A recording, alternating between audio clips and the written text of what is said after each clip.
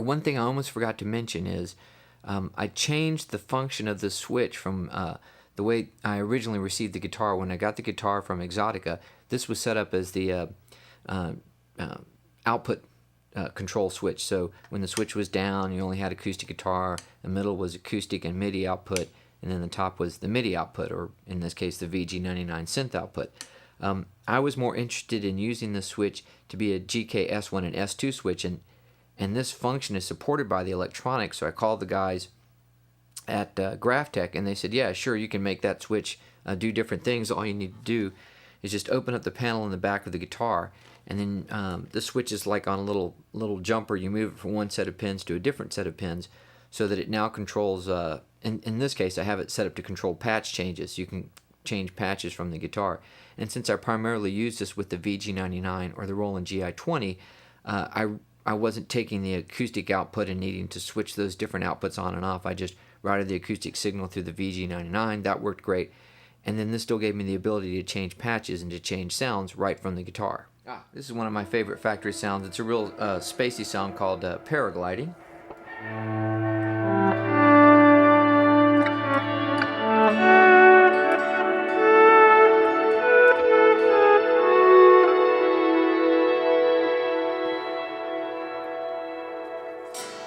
So again, this top knob is our synthesizer output level.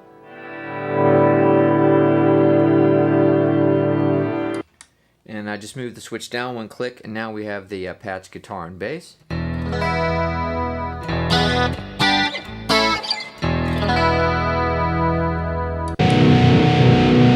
And this is doom metal.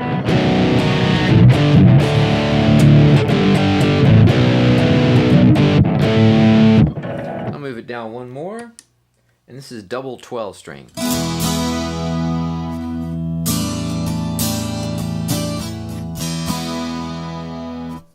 Okay, so all in all, like I said, an outstanding value. This guitar, it's once again hand built, beautiful fretwork, everything about it absolutely top notch. When you compare it to some of the high-end factory guitars that are out there, particularly for the guitar synthesizer controller market, it's a pretty unbeatable value. The only other thing I would mention is the neck has very nice fret markers here on the top. They kind of went for a subdued look for the fret markers on the edge of the neck. So that took me just a little bit to get used to. Instead of having bright white markers, they have kind of a little bit more subdued looking markers there on the neck. But again, pretty tough to beat. Very, very much an outstanding guitar.